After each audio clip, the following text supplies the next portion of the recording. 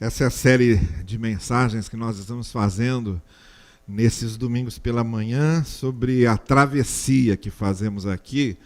Nós sabemos que essa passagem de ano, né, esse momento de transição de um ano para outro, sempre causa grandes expectativas, grandes esperanças, muito especialmente para a gente que está deixando um ano tão difícil, tão problemático, tão surpreendentemente aflito e cheio de imprevistos e de falta de horizontes e com as soluções tão distantes, tão improváveis, e as coisas ficam embaralhadas e a gente não consegue antever quando afinal isso terá um fim. E a gente está saindo de um ano assim, que exigiu da gente muita tensão, muita aflição, muita dificuldade para lidar com as coisas que pareciam mais simples, mais cotidianas, né? Sair na rua, encontrar com pessoas, fazer as nossas coisas normais, mais comezinhas, tudo isso acabou se tornando muito mais difícil, muito mais complicado. Então é um ano que a gente está deixando e por causa dessas datas que a gente estabelece, não é? A gente sempre cria esses marcos para que esses marcos nos ajudem nessa nossa caminhada. E aí é essa expectativa, né, do que será o próximo ano, que será 2021, como é que as coisas vão acontecer, como é que elas serão assentadas, como é que elas serão resolvidas. Fica sempre esse questionamento. E o que a gente está fazendo aqui, aproveitando também o próprio Natal, o próprio contexto do Natal, que também é uma mensagem de travessia, porque o Natal é sempre a expectativa pelo novo, não é? O Natal é a renovação. O Natal é a esperança de que as coisas brotem de novo, de que as coisas nasçam de novo ou renasçam. Natal é sempre essa mensagem de renascimento, de renovação, de reavivamento, de redespertamento das coisas. E tudo isso faz parte dessa travessia que nós estamos, a própria travessia da vida, a travessia ou a peregrinação da nossa jornada cristã. E estamos destacando alguns textos que mostram a travessia de alguns personagens, não é? Como é que você atravessa os seus momentos mais tumultuados? Aqueles momentos mais imprevisíveis, aqueles momentos mais nebulosos. Como é que você atravessa aquela fase, aquela circunstância, aquela situação em que você não consegue delinear bem, definir bem o que está acontecendo, de que maneira vai ficar, como é que as coisas vão se encaminhar. E aí é como se você estivesse atravessando algo onde você não sabe exatamente em que lugar vai chegar, não é? Quando você faz uma travessia e lá na frente tem um ponto que você está vendo, você está dizendo, olha, eu vou passar daqui para lá, mas você está vendo ali o porto de chegada, você está vendo ali a praia, você está vendo ali o momento certo, o lugar certo em que você vai ancorar, vai chegar, está certo. Isso ajuda bastante. O problema é quando você está atravessando um momento e não há ainda a visão de como é que isso vai terminar. Você não sabe exatamente onde você vai chegar. Você não está vendo onde você vai ancorar. Você sabe que está atravessando. Você sabe que está indo. É como um barco que está atravessando sem ver as margens, sem ver a praia. E você continua indo e não consegue ver onde vai chegar, não consegue enxergar qual é o ponto do seu destino de maneira mais definida, mais certa. Como é que você enfrenta esses momentos de travessia? Quando as coisas não estão definidas ao certo, na nossa cabeça. E mais, quando de antemão as circunstâncias são muito ruins, as previsões são ruins, as perspectivas são ruins. Quer dizer, não só você não está vendo o lugar onde você vai chegar, não há ainda uma visão da chegada, nem de como será essa chegada, mas quando você olha para os lados, os prognósticos são muito ruins, as perspectivas são muito ruins. O que você imagina que vai acontecer também é algo não muito agradável por tudo o que você está vendo no presente. Exatamente assim estava Abraão naquela travessia que ele fez, do lugar onde ele e seu filho deixaram os seus animais, pegaram o lenho e subiram o monte para o local onde Abraão faria um holocausto, onde Abraão ofereceria um sacrifício. E essa travessia se tornou muito mais difícil e mais tenebrosa para Abraão, porque ele sabia no coração dele que coisas tremendamente desagradáveis para ele como pai estavam para acontecer.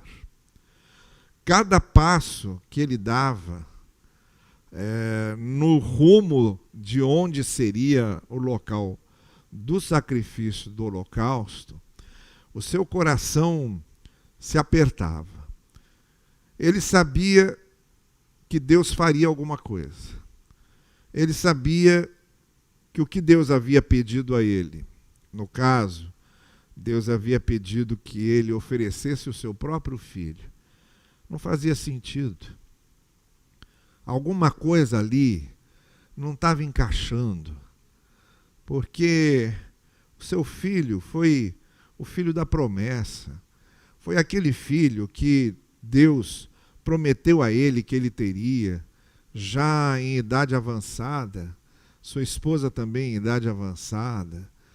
Foi aquele filho que, por causa da incompreensão dele e de sua esposa, uma situação familiar foi criada, envolvendo uma das servas, fazendo com que essa serva engravidasse, e todos ali achando que o filho da promessa viria ali pela serva engravidada por Abraão, por ideia e por motivação da própria Sara, e depois criando uma situação de conflito interno, de desamparo a uma mulher que era serva e que só estava cumprindo ordens ali, e que acabou sendo a grande vítima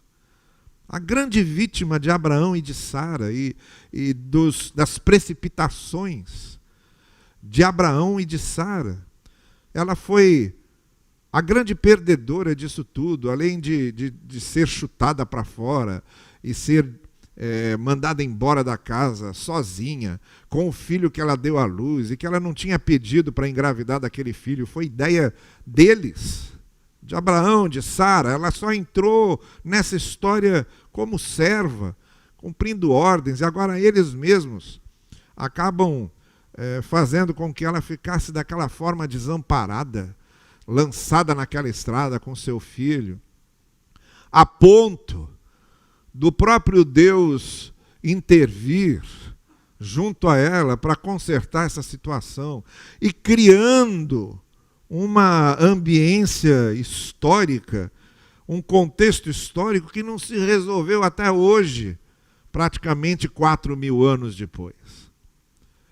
E que ainda o conflito entre os filhos de Abraão que vieram de Agar e os filhos de Abraão que vieram de Sara continua até hoje, sem solução. Agora vocês vejam, Abraão ali subindo aquela estrada e pensando, depois de tudo isso, para finalmente o filho, o tal filho da promessa nascer, não é? E estar lá agora. E agora Deus vem e pede o filho da promessa em sacrifício. Aí Abraão estava imerso numa série de perguntas e questionamentos. E é essa travessia do lugar em que deixaram seus animais até o lugar do holocausto, é essa travessia que eu quero usar aqui como paradigma hoje para nós refletirmos sobre algumas coisas. O texto de Gênesis 22, verso 6, diz: Abraão pegou a lenha para o holocausto e a colocou nos ombros de seu filho Isaque. E ele mesmo levou as brasas para o fogo e a faca. E caminharam os dois juntos.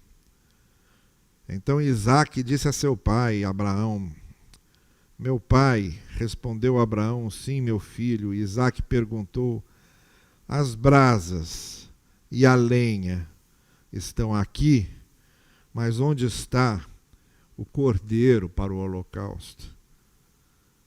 Respondeu Abraão: Deus mesmo há de prover o cordeiro para o holocausto, meu filho. E os dois continuaram a caminhar juntos. Que travessia difícil essa. Para os dois.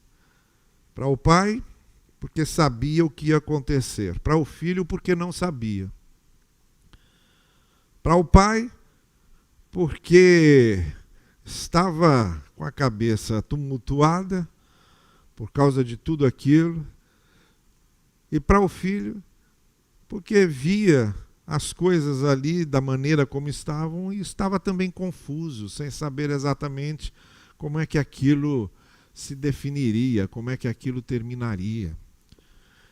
As travessias da nossa vida, nessas circunstâncias, muitas vezes, né, em que estamos nessa situação, não só de nos sentirmos peregrinando, passando de uma fase para outra, atravessando a vida na caminhada, na jornada da existência, mas confusos, sem ainda definições fronteiriças ou definições de horizonte. A gente está andando, mas não sabe ao certo ainda como as coisas vão acontecer e como. E mais, como eu disse, a gente olha ao redor e os sinais não são bons, porque Abraão sabia o que Deus tinha pedido a ele. E Abraão sabia o que estava indo fazer. Então, quando ele olhava para o lado, os prognósticos, as possibilidades eram muito ruins para o seu coração, para o seu sentimento de pai, para as suas emoções de pai. Eu queria mencionar aqui algumas coisas, pelo menos 3 coisas que aconteceram nessa travessia. Como ela vai terminar, nós já sabemos. A gente sabe que quando Abraão chega lá, há um cordeiro, e então o cordeiro substitui Isaque. E de certa forma, o que parecia nebuloso, o que parecia tumultuado, confuso, o que havia deixado todo mundo perplexo, se resolveu, se iluminou. Mas o problema não era lá como terminou. O problema foi a travessia, que é exatamente o ambiente em que estamos. A gente sabe que depois a gente vai chegar lá e vai ter a vida eterna, a promessa que Deus nos deu, ou a gente sabe pela fé, de alguma forma a gente confia, que lá na frente a graça de Deus, a misericórdia de Deus vai prover alguma coisa. Isso tudo é muito claro, se não na cabeça, pelo menos no coração que confia. A questão é como a gente se comporta e como a gente se conduz enquanto isso não acontece.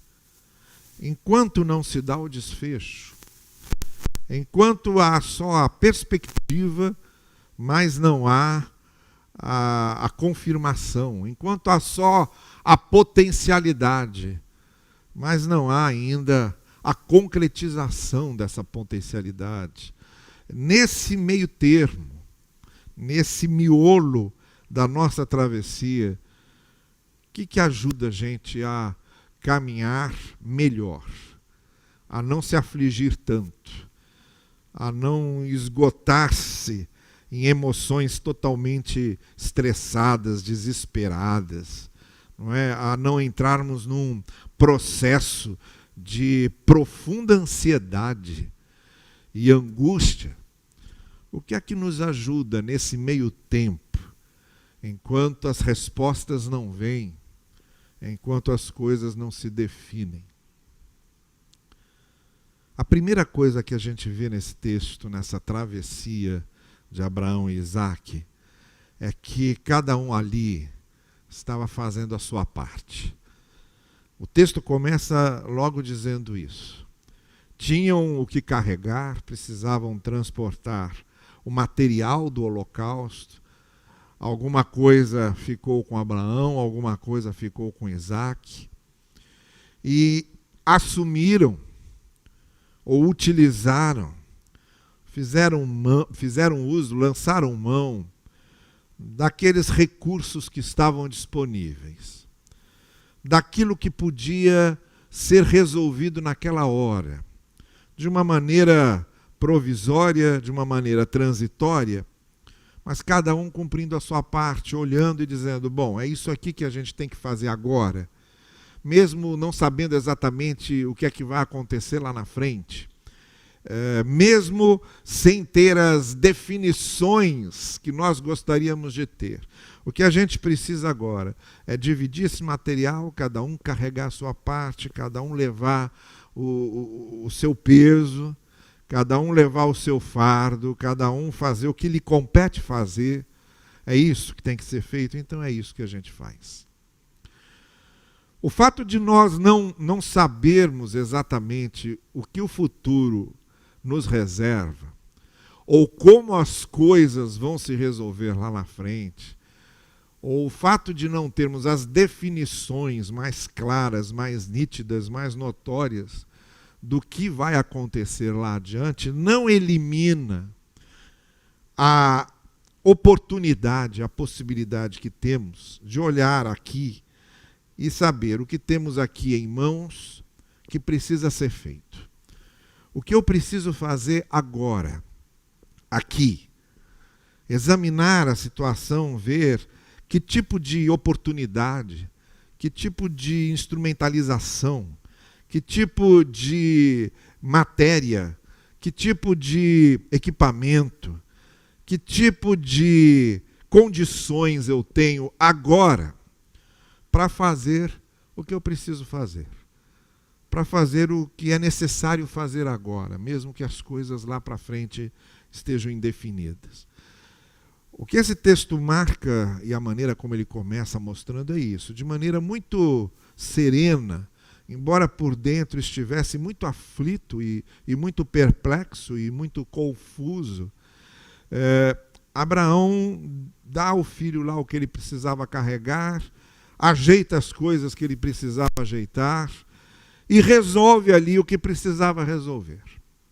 Viemos aqui para um objetivo e vamos cumprir aqui o nosso objetivo. Porque, embora as coisas na nossa vida não estejam resolvidas de maneira absoluta, elas podem ser resolvidas de forma relativa. Embora as coisas na nossa vida muitas vezes estejam nubladas lá adiante, aqui a gente pode olhar, avaliar, interpretar, entender e resolver o que precisa ser resolvido. E fazer o que precisa ser feito. Sem muita ansiedade para com questões do futuro. Sem essa ansiedade que tenta trazer o futuro para o presente. E é isso que muitas vezes nos estressa emocionalmente, de maneira profunda, marcante, faz com que a gente, às vezes, destempere, num desespero que nos tira o sono. E a serenidade interior é quando a gente pega o futuro e traz para o presente, se preocupa com coisas que não adianta se preocupar agora. Porque aquelas coisas lá da frente não tem como resolver agora, mas tem como resolver agora as coisas de agora. Tem como resolver no presente as coisas do presente. Então a gente focaliza a nossa atenção naquilo que precisa ser resolvido agora. Que tipo de peso a gente precisa carregar agora? Que tipo de solução a gente pode dar agora?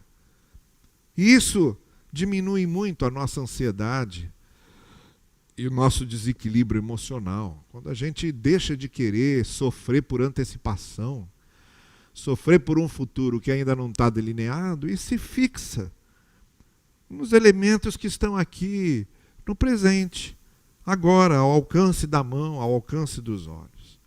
Então essa é a primeira coisa que a gente aprende aí. Ao chegarem, cada um lá fez a sua parte. As tarefas foram distribuídas, os equipamentos foram distribuídos, usados. O que podia ser feito naquela hora, sem se saber exatamente o que ia acontecer lá na frente, foi feito. A segunda coisa que eu quero chamar a sua atenção é que o texto diz que depois de então passar para Isaac o que Isaac precisava carregar, e ajeitar as coisas que podia e devia ajeitar ali naquela hora, o texto diz que os dois caminharam juntos e foram seguindo juntos. Isso é de uma importância crucial.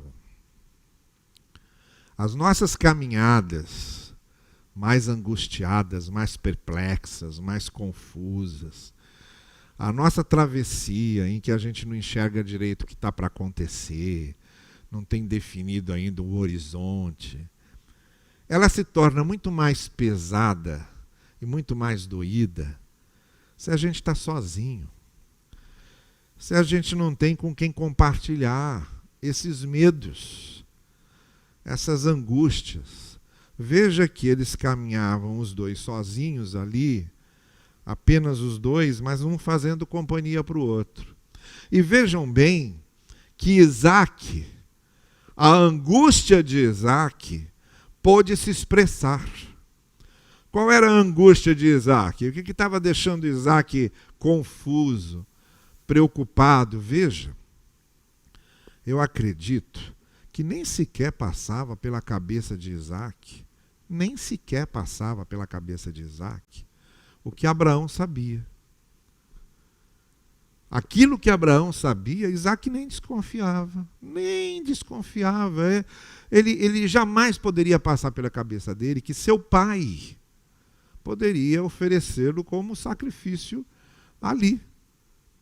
Não passava. Então o que ele estava sentindo era uma perplexidade autêntica, verdadeira, de não saber interpretar ali naquele momento o que estamos fazendo aqui. Se para fazer um holocausto, se para oferecer um sacrifício, a gente precisa de lenha, precisa das brasas e precisa do animal que será sacrificado, temos aqui as brasas e temos aqui a lenha, cadê o animal? Era uma dúvida autêntica, verdadeira. Ele estava fazendo uma avaliação e aquilo se tornou um elemento de confusão na sua mente. Agora, Isaac não carregou isso sozinho, porque ele estava acompanhado, e muito especialmente porque ele estava acompanhado do seu pai. Não é? Essas questões são muito sugestivas, né? Como a gente diminui, às vezes, as angústias das pessoas que estão próximas da gente quando a gente simplesmente ouve ou quando a gente simplesmente fala. Essa questão é uma questão muito séria, por isso que a gente precisa falar sobre as nossas angústias. E por isso que é bom não estar sozinho, porque quando a gente está sozinho, não tem com quem compartilhar essas angústias, a angústia vai se tornando cada vez maior, porque o que acontece dentro da gente é que está tudo ali misturado, aquela gama de sentimentos, igual o início do mundo, um caos doido, e aí Deus vem e começa a colocar em ordem as coisas. Você percebe que a narrativa da criação não é exatamente de criação, é uma narrativa de organização. Porque o Gênesis já começa dizendo que estava tudo misturado, que era um caos. E que o Espírito de Deus estava ali. E porque o Espírito de Deus estava ali, o caos começou a ser ordenado nessa narrativa poética, simbólica do Gênesis a respeito da criação. Então, muitas vezes, o que precisa acontecer para que a luz venha, não é que a gente organize o caos. Aí que Deus começou a organizar a coisa, veio a luz, separou os céus da terra, foi organizando as coisas. Quando Jesus Cristo foi aquele homem que estava atormentado pelo maligno, e Jesus pergunta qual é o seu nome, e o maligno que o atormentava diz o seu nome. Isso é muito sugestivo também. Essa narrativa tem um simbolismo muito grande, porque os nossos demônios interiores, o nosso caos interior, a nossa confusão interior, ela precisa ser organizada, para que a gente saiba o que está sentindo, para que a gente dê o nome. Qual é o nome disso que eu estou sentindo? O nome disso que eu estou sentindo é medo. E aí eu vou saber lidar com o medo. O nome disso que eu estou sentindo é inveja. Aí eu vou saber lidar com a inveja. O nome disso que eu estou sentindo é angústia. O nome disso que eu estou sentindo é insegurança. O nome disso que eu estou sentindo é falta de fé. O nome disso que eu estou sentindo é perplexidade. A gente começa a nomear e a organizar os nossos sentimentos para saber trabalhar com isso. Mas a gente não pode fazer isso se não há como a gente transformar aquele sentimento em algo concreto. Ele precisa ser transformado em algo concreto. E a gente só transforma aquilo em algo concreto quando transforma em palavra, quando dá nomes. Por isso foi muito importante para Isaac, ali no meio daquela confusão toda que estava na sua cabeça, ter ali alguém para poder expor os seus sentimentos, assumir os seus sentimentos. Sabe, o que é mais difícil para uma pessoa que está com medo, que está com falta de fé, que está com insegurança, tudo isso que é muito natural sentirmos, você vai ficar muito mais doente ainda se você achar que você não pode sentir nada disso. Não importa. Você pode ser crente há tantos anos, pode saber a Bíblia de cor, pode ir na igreja todo dia, você vai ter crises de fé, sim. Você vai ter crises de medo, você vai ter crises de ansiedade, vai ter crises de perplexidade, você vai ficar confuso, você vai duvidar. Tudo é normal acontecer. E se você achar que não é normal, e se alguém disser para você que não é normal, se afaste dessa pessoa, porque essa pessoa vai te adoecer muito mais ainda. É tudo normal de acontecer. Agora, o que ajuda muito é ter alguém com quem compartilhar essa falta de fé, com quem compartilhar esse medo, com quem compartilhar essa bagunça na cabeça, ou essa bagunça de sentimentos no coração. Por isso é bom estar acompanhado, ter alguém de confiança. Aqui no caso, a melhor coisa que aconteceu para Isaac foi ter o seu pai ouvindo a sua perplexidade. Porque a melhor coisa que pode acontecer para filhos é terem pais que os ouçam. Que o filho possa chegar e dizer, olha, eu estou me sentindo assim, eu estou vivendo isso. Nossa, que alegria! A melhor bênção, a maior bênção para Isaac foi naquele momento da sua travessia tão jovem, tão inicial, tão inexperiente, aquele mocinho tão novinho, começando a vida, e ter ao lado dele o seu pai experiente, vivido, que poderia lhe dar uma resposta. Então, o que diminui muito as nossas angústias e ansiedades nesses momentos dessa travessia é justamente estarmos acompanhados com quem possamos conversar e que sejam pessoas que nos ajudem a entender o que está acontecendo conosco, a organizar o que está acontecendo conosco. É muito melhor quando a gente pode dar nome ao que a gente sente. Porque aí a gente sabe o que aquilo é e vamos tratar aquilo. Essa foi a segunda coisa que ajudou naquela travessia tão estressante de Abraão. Então a primeira coisa é essa, não é? Em vez de ficar antecipando o futuro, olhe agora para o presente. O que está aqui, faça o que precisa fazer, vá vivendo. Vá fazendo o que é certo, o que é necessário, o que é justo, o que é útil. Vá fazendo. Vá fazendo. Segundo, valorize o fato de você estar acompanhado, porque isso é muito importante. Tanto saiba ouvir as pessoas que estão perto de você, com suas angústias, com suas ansiedades, quanto saiba falar, dando nomes aos seus demônios, sabe? Dando nomes aos seus sentimentos, dando nomes ao seu caos, à sua confusão interior, porque é preciso organizar isso. E a gente só organiza falando. A gente só organiza montando um discurso lógico para aquilo que está tudo bagunçado dentro da gente. Por isso que tem certos casos que a terapia é extremamente importante, porque só a terapia é que vai ajudar você a organizar seus sentimentos e seus pensamentos, quando você sozinho ou as pessoas que estão perto de você não são capazes, não são preparadas para fazer isso também.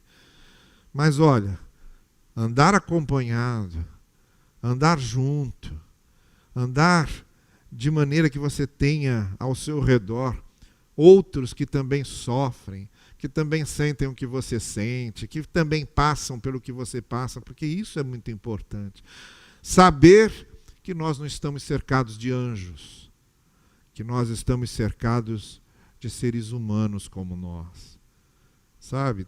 É um poema do Fernando Pessoa, que num certo momento ele diz: eu estou cansado de deuses me cercando, onde é que tem gente nesse mundo? E aí essas pessoas que às vezes ficam perto da gente e que parecem que nunca sofrem, parece que nunca pecam, parece que nunca são tentadas, parece que nunca dão bola fora, parece que nunca passam momentos difíceis, essas não ajudam em nada. Essas não ajudam em nada. O que nós precisamos é saber que nós estamos cercados de gente como a gente, ser humano que sente dor, que peca, que erra, que tropeça, que levanta, que sabe o que é aflição, que sabe o que é solidão, que sabe o que é ficar doente. É esse tipo de gente que ajuda, sabe? Eu me lembro muito de uma vez que um pregador conhecido nosso estava preparando uma conferência. E aí convidou um certo preletor para aquela conferência de preletores naquele congresso. E quando ele telefonou para esse preletor e disse: olha, eu queria que você viesse para falar para a gente sobre família. Aí esse preletor do outro lado da linha disse: olha, eu me sinto muito honrado com o convite, mas eu estou com um problema e não me sinto preparado para isso, porque eu descobri agora há pouco tempo que meu filho está envolvido com drogas e eu estou vivendo esse drama e eu fico me perguntando que moral eu teria para falar. Aí o organizador da conferência respondeu: olha, as pessoas já estão cansadas de ouvir os super-homens. Elas querem ouvir essas pessoas que estão vivendo esses dramas. e que possam compartilhar com elas como estão lidando e como estão atravessando esses dramas. E é verdade, a mim valeria muito pouco o anjo Gabriel aparecer para falar de coisas que eu sinto que o anjo nunca sentiu. Por isso que o apóstolo Pedro disse: Deus escolheu vocês e não os anjos. Porque vocês são seres humanos que sabem entender o que as pessoas sentem. Os anjos não sentem e nem passam o que vocês sentem, por isso Deus escolheu vocês, para que vocês abençoem os outros. Então é bom estar junto, é bom saber ouvir e é bom saber falar nesses grandes momentos de angústia da vida. E só para a gente terminar aqui, uma terceira coisa que ajudou naquela travessia daquele momento foi o fato de que Abraão respondeu a Isaac: olha, Deus vai prover.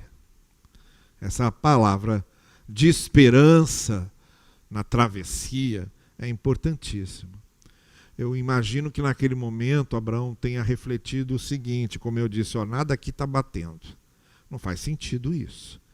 Depois de tudo que a gente viveu, depois de tudo que foi construído até agora, Deus me pediu meu filho em sacrifício? Não.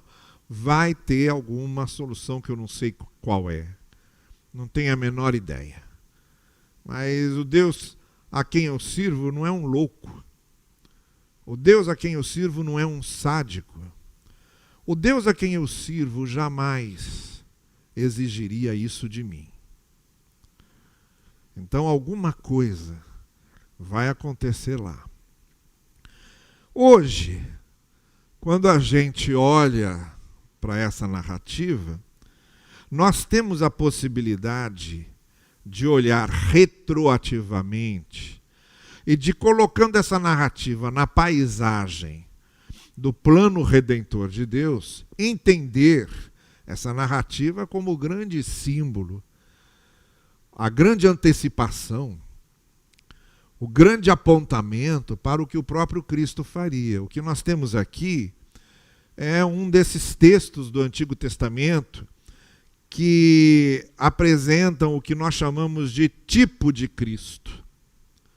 Tipo de Cristo, que é aquele personagem que antecipa o que Cristo seria e o que Cristo faria. Por exemplo, José, que viria algum tempo depois aí na descendência de Abraão. José foi um tipo de Cristo. Por quê? José foi humilhado, vendido por seus irmãos, olha aí a referência, vendido por seus irmãos, foi até o mais profundo da humilhação, depois foi exaltado e foi colocado no trono junto com o faraó, à destra do faraó. Então José foi esse tipo de Cristo, não é à toa que o nome Jesus vem da mesma raiz de José, Jeremias, Josué e todos esses. Então o que nós temos aqui nesse texto de Gênesis 22 é uma antecipação da própria obra redentora de Jesus, que seria o Cordeiro que não só substituiu Isaac, mas que substitui a nós todos. Mas isso é uma visão que nós temos agora.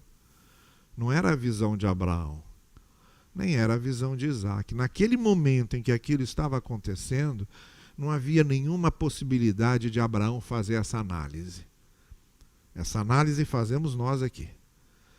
O que Abraão teve foi só confiança. Confiança de que Deus culminaria aquilo tudo de alguma forma. E é dessa confiança que esse texto nos fala. Nessa nossa travessia, quando estamos vivendo esse momento mais angustiado, mais tormentoso, quando o futuro não está definido, quando há muitas nuvens ainda no horizonte, quando está tudo nebuloso e sombrio, a gente faz essas três coisas. Essas três coisas. Primeiro, a gente deixa de querer antecipar o futuro e vive aqui o presente. E fazemos o que precisa ser feito. Vamos fazendo o que precisa ser feito.